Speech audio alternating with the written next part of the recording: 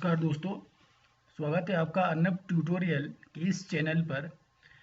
तो आज की इस वीडियो में हम देखेंगे संपूर्ण इतिहास ज्ञान। एक वीडियो में तो कवर होगा नहीं, डेली वीडियो लेकर आऊँगा इतिहास के बारे में, जो आपको हर एग्ज़ाम, चाहे स्टेट लेवल, चाहे जो मर्जी स्टेट ले लो, चाहे आप सेंट्रल लेवल की बात कर लो, हर एग्ज़ाम में आपको हिस्ट्री से रिलेटेड क्वेश्चन आपको देखने को मिलता है।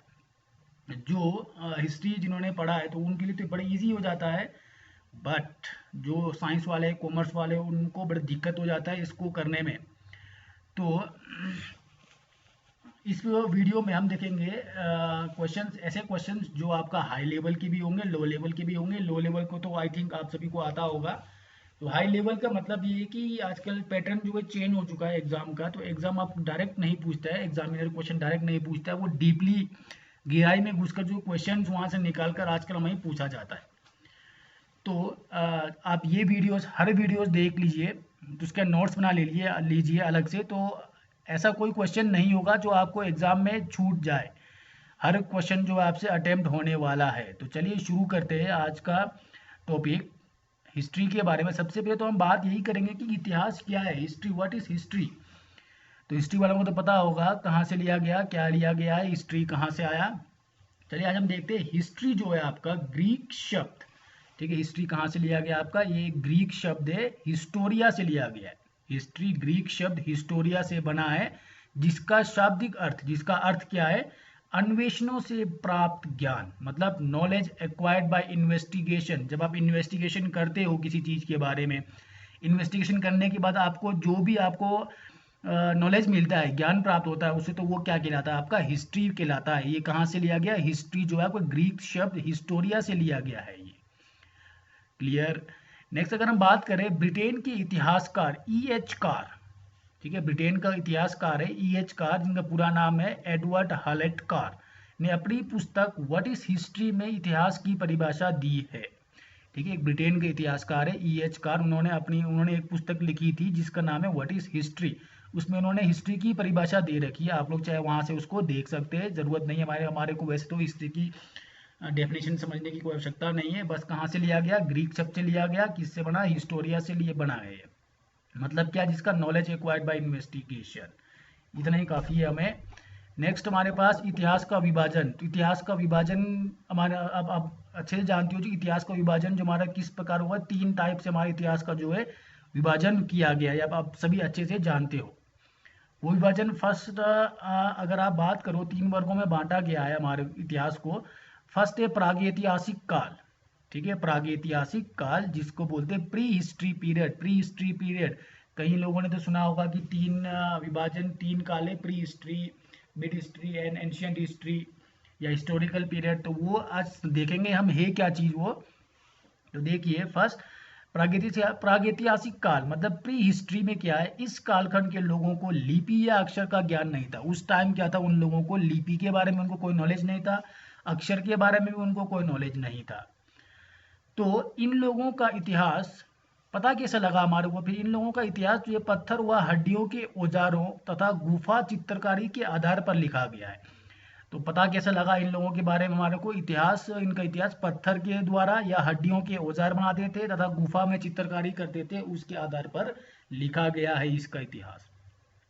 तो मगर पाषाण काल है को इसके अंतर्गत रखा गया। हमारा पाषाण काल जो है इसकी प्रागैतिहासिक काल मतलब प्री हिस्ट्री के अंदर ही आपको इसको रखा गया है। तो नेक्स्ट आप जानते हो आपका, इसके बाद कौन सा आना है आपके पास, आद्य ऐतिहासिक काल, मतलब मिड हिस्ट्री, ठीक है, मिड हिस्ट्री के नाम से बोलते हैं, या तो इसको प्रोटो हिस्ट्री पीरियड भी बोलते हैं इसको हम। तो ये क्या चीजें देखते हैं जरा। उस कालखंड का इतिहास जो ऐतिहासिक काल से पहले था, जो आपका मॉडर्न हिस्ट्री था या हिस्टोरिकल पीरियड था, उससे पहले का जो भी हमारा हिस्ट्री इतिहास है वो क्या है आपका, आद्य ऐतिहासिक काल, मतलब मिड हिस्ट्री के अंडर में वो आता है। इस काल में क्या हो, जब लिपि व अक्षर का उन्हें ज्ञान तो था, ठीक है, उन लोगों को क्या था, लिपि के बारे में जानते थे, अक्षर के बारे में भी जानते थे, लेकिन आज भी उसे नहीं पढ़ा जा सका है, लेकिन आज भी उसको पढ़ना जो है नामुमकिन है। इतिहास लेखन की दृष्टि से, ठीक है, इतिहासों ने ये बोला कि सिंधु घाटी की सभ्यता व वैदिक काल को इस कालखंड के अंदर का अंतर्गत रखा गया है। इतिहासकारों ने बोला है कि जो आपका मिड हिस्ट्री है वहाँ, उसमें क्या हुआ, सिंधु घाटी की सभ्यता, जो सिंधु घाटी की सभ्यता आप सभी जानते हैं, फर्स्ट सभ्यता थी ये, पहली सभ्यता सिंधु घाटी की सभ्यता किसके अंदर में, मिड हिस्ट्री के अंदर आता है। वह वैदिक काल को इस काल के खंड के अंतर्गत रखा गया, वैदिक काल भी इसी काल में ही आता है, क्योंकि ये लिपि चित्रात्मक व प्रतीकात्मक है। क्योंकि जो अब यहाँ से थोड़ा मिस टाइप हो गया, यहाँ देखो जरा, उसे नहीं पढ़ा जा सका। क्यों नहीं पढ़ा जा सका? क्योंकि ये लिपि चित्रात्मक व प्रतीकात्मक है, जिसका अर्थ निकालना जो है कठिन हो चुका है, बहुत ही कठिन है, तभी इसको पढ़ना बहुत मुश्किल है। सिंधु घाटी की सभ्यता को पढ़ना मुश्किल है, वैदिक काल की सभ्यता को पढ़ना बहुत मुश्किल है। तभी क्यों मुश्किल है? क्योंकि सिंबल्स में थे। ओके, तो नेक्स्ट हमारे पास ऐतिहासिक काल मतलब हिस्टोरिकल पीरियड, या आप एंशियंट हिस्ट्री भी बोल सकते हो, जो आपका लिखित रूप में हमें मिलता है। ठीक है, तो इसमें देखते हैं इतिहास का वो काल जिससे संबंधित लिखित सामग्री प्राप्त होती है। हमने हिस्ट्री के बुक्स पढ़ते हैं हम, जिसमें 1857 के विद्रोह के बारे में पढ़ा था, तो वो क्या आपके पास एंशियंट हिस्ट्री या हिस्टोरिकल पीरियड है। कैसे पता लगा? क्योंकि वो हमें लिखित सामग्री में हमें प्राप्त है, जिसको हम पढ़ सकते हैं, तो उसको हम हिस्टोरिकल पीरियड बोलते हैं। और एक बात, ये बहुत ही इंपॉर्टेंट चीज, यहाँ जो नेक्स्ट लाइन आया, भारत में ये काल 6वीं शताब्दी ईस्वी पूर्व प्रारंभ हुई थी। 6वीं शताब्दी में ये प्रारंभ हुई थी ऐतिहासिक काल। तो अगर हम नेक्स्ट बात करें, तो ये था हमारे पास इसी के बारे में, इतिहास के बारे में 3 भागों में बांटा गया था। कौन कौन से भाग थे वो? ऐतिहासिक विभाजन, इतिहास का विभाजन हुआ था। प्राक ऐतिहासिक मतलब pre history, mid history, ancient history. Pre history में क्या था? जिसमें आपको कोई भी लिपि का ज्ञान नहीं था, अक्षरों का ज्ञान नहीं था, सिर्फ उनके औजारों के द्वारा हमें उन्हें ज्ञान प्राप्त हुआ है, जिस पाषाण काल को भी इसके अंतर्गत ही रखा गया है। नेक्स्ट हुआ था हमारा प्रोटो हिस्ट्री पीरियड, या आपका आधे ऐतिहासिक काल या मिड हिस्ट्री। जो आपका ऐतिहासिक काल है, एंशियंट हिस्ट्री से पिछला वाला जो काल है, वो आपका किस काल में आता है? प्रोटो हिस्ट्री या तो मिड हिस्ट्री के अंदर आता है। उस टाइम क्या था, लोगों को अक्षर और लिपि का ज्ञान तो था, लेकिन सभी जो है उनके अक्षरों को पढ़ा नहीं गया, क्योंकि वो सारे के सारे क्या थे, वो चित्रात्मक या तो सिंबल्स में पाए गए थे। सिंधु घाटी की सभ्यता और वैदिक काल की सभ्यता को इसी काल के अंतर्गत में रखा गया था। तो नेक्स्ट हमने देखा था हिस्टोरिकल पीरियड क्या था, ऐतिहासिक काल में जिसमें संबंधित लिखित सामग्री प्राप्त होती है हमें, उसको हम क्या बोलते हैं? ऐतिहासिक काल है, हिस्टोरिकल पीरियड बोलते हैं। और ये कब हुई थी भारत में शुरू? 6वीं शताब्दी में ये शुरू हुई थी। नेक्स्ट अगर हम बात करें भारतीय पुरातत्व के जनक, ठीक है, कौन थे? देखिए जरा, भारतीय पुरातत्व सर्वेक्षण ब्रिटिश पुरातत्व शास्त्री विलियम जोन्स द्वारा 15 जनवरी 1784 को स्थापित Asiatic society of Bengal Kolkata का उत्तराधिकारी थे। मतलब भारतीय पुरातत्व मतलब जो आपका आर्कियोलॉजी से संबंधित है, इन्वेस्टिगेशन से। भारतीय पुरातत्व सर्वेक्षण का जनक कहाँ से शुरू हुआ? ब्रिटिश पुरातत्व शास्त्री, एक ब्रिटिश पुरातत्व शास्त्री थे, आर्कियोलॉजिस्ट थे, जिनका नाम था विलियम जोन्स द्वारा 15 जनवरी 1784 को उन्होंने क्या किया था? Asiatic society of Bengal Kolkata इन्होंने बनाया हुआ था, बना था 15 जनवरी 1784 को। क्या हुआ था? एशियाटिक सोसाइटी बना था। तो उसमें उस दिन क्या हुआ था कि उस दिन जो है आपका ब्रिटिश पुरातत्व शास्त्री विलियम जोन्स को क्या था, वहां के उत्तराधिकारी बना दिया गया था। ठीक है, जब ये उत्तराधिकारी बन गए थे, तो इसके बाद क्या हो गया था? 1780 में इनका पत्तर, 1780 में इन्होंने क्या किया, पहले ही 1780 में इन्होंने एक पत्र द एशियाटिक रिसर्च प्रकाशित होना आरंभ हुआ था। 1780 में आरंभ हुआ था, 1784 में क्या हो गए ये, और एशियाटिक सोसाइटी ऑफ बंगाल के उत्तराधिकारी बन गए थे। 1780 में पत्र एशियाटिक रिसर्च प्रकाशित होना आरंभ हुआ, और 1814 में ये प्रथम संग्रहालय बंगाल में बना। और ये प्रथम संग्रहालय कहाँ? बंगाल में। कब बना? 1814 में बना था इसका संग्रहालय। भारतीय पुरातत्व सर्वेक्षण वर्तमान रूप में 1861 में ब्रिटिश शासन के अधीन सर अलेक्जेंडर कनिंगम द्वारा तत्कालीन वायसराय चार्ल्स जॉन कैनिंग की सहायता से स्थापित हुआ था। मतलब जो भारतीय पुरातत्व सर्वेक्षण है, आर्कियोलॉजी है, वर्तमान रूप में 1861 में, जब 1861 आया उसके बाद में ब्रिटिश शासन के अधीन, जब ब्रिटिश का शासन था भारत पर, तो अधीन sir Alexander Cunningham, sir Alexander Cunningham द्वारा तत्कालीन वायसराय, उस टाइम जो वायसराय थे चार्ल्स जॉन कैनिंग की सहायता से स्थापित हुआ था ये।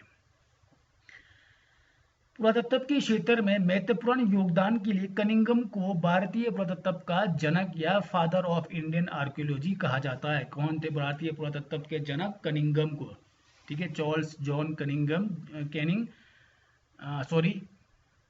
किसको बोला गया था आपको? महत्वपूर्ण योगदान के लिए कनिंघम को भारतीय पुरातत्व का जनक सर अलेक्जेंडर कनिंघम को क्या किया गया? भारतीय पुरातत्व का जनक, फादर ऑफ इंडियन आर्कियोलॉजी कहा जाता है। यहाँ से हमें ये पता लगा कि भारतीय पुरातत्व के जनक कौन थे? सर अलेक्जेंडर कनिंघम थे। नेक्स्ट बात करें अगर हम 1944 में जब मार्टिमर व्हीलर महानिदेशक बने, जब आपका ये भारतीय पुरातत्व सर्वेक्षण का 1944 में मार्टिमर व्हीलर जो महानिदेशक बने थे, तब इस विभाग का मुख्यालय कहाँ था? पूछ सकता है एग्जाम में। तब इस विभाग का मुख्यालय रेलवे बोर्ड भवन शिमला में स्थापित था। 1944 में इसका जो मुख्यालय कहाँ था? शिमला में था। कहाँ पर था वो? रेलवे बोर्ड भवन शिमला में स्थापित था। ये देखा हमने भारतीय पुरातत्व के जनक के बारे में। तो चलिए नेक्स्ट देखते हैं हम इतिहास के जन्मदाता। ठीक है, इतिहास के जन्मदाता के बारे में भी देखेंगे क्या है। हेरोडोट्स यूनान का प्रथम इतिहासकार व भूगोलवेत्ता था। हेरोडोट्स का नाम सबने सुना होगा। हेरोडोट्स यूनान का था, वो प्रथम इतिहासकार व भूगोलवेत्ता था, मतलब भूगोल के बारे में नॉलेज था उनको। हेरोडोट्स का संस्कृत नाम क्या था? हरिदत्त था। बहुत बार एग्जाम में पूछा गया what is the Sanskrit name of Herodotus? That is Haridatta, याद कर लीजिए। हेरोडोट्स हिस्ट्री शब्द के प्रथम प्रयोगकर्ता थे। हेरोडोट्स ने हिस्ट्री शब्द का प्रथम प्रयोग किया था। पूछ सकता है आपको हिस्ट्री शब्द का प्रथम प्रयोग किसने किया? हेरोडोट्स ने किया। तो रोमन दार्शनिक सिसरो ने हेरोडोट्स को इतिहास का जनक की संज्ञा दी थी। तो ये जो हेरोडोट्स को इतिहास के जनक की संज्ञा किसने दी थी? रोमन दार्शनिक था जिसका नाम था सिसरो ने हेरोडोट्स को इतिहास का जनक की संज्ञा दी थी। ये याद कर लीजिए, पूछ सकता है एग्जाम में, पूछा भी है 2-3 बार। इन्होंने अपने इतिहास का विषय, जब उन्होंने सबसे पहले हिस्ट्री का जब उन्होंने बुक लिखा तो इन्होंने अपने इतिहास का विषय किस पर रखा था? वो रखा था पेलोपोनेसियन। ठीक है, जो इनका विषय था, फर्स्ट विषय था इतिहास का, पेलोपोनेसियन युद्ध को बनाया था इन्होंने। याद कर लिए, पेलोपोनेसियन युद्ध को इन्होंने पहला विषय बनाया था। और इसके बाद इन्होंने क्या किया? इनकी प्रसिद्ध पुस्तक हिस्टोरिका थी। इन्होंने एक पुस्तक लिखी थी जो बहुत ही फेमस हो गया था, जिसका नाम है हिस्टोरिका। इन सबको अच्छे से देख लीजिए और याद कर लीजिए। ऐसा है कि आप एग्जाम में रिपीट हुआ है, बहुत बार एग्जाम में रिपीट हुए क्वेश्चन से, कुछ क्वेश्चन रिपीट नहीं हुए, कुछ क्वेश्चन आए भी नहीं है। हो सकता है आपका आने वाले एग्जाम में वो क्वेश्चन आ जाए। तो कल के नेक्स्ट, आज के लिए इतना ही है इसके हिस्ट्री के बारे में। कल हम देखेंगे पुराणों में युग। ठीक है, पुराणों में जो युग थे वो 4 युग थे। कौन कौन से थे वो? सतयुग, त्रेता युग, द्वापर युग और कलयुग। तो इनके बारे में हम देखेंगे कि क्या है ये सतयुग, क्या है द्वापर, क्या है त्रेता, क्या है कलयुग, क्या, इनके बारे में हम नेक्स्ट वीडियो में देखेंगे। तो इस वीडियो को देखने के लिए आपका बहुत बहुत धन्यवाद। हमारे साथ जुड़े रहने के लिए हमारे चैनल को सब्सक्राइब कीजिए और जितना हो सके आगे से आगे शेयर कीजिए। तो मिलते हैं हम नेक्स्ट वीडियो में, तब तक के लिए धन्यवाद।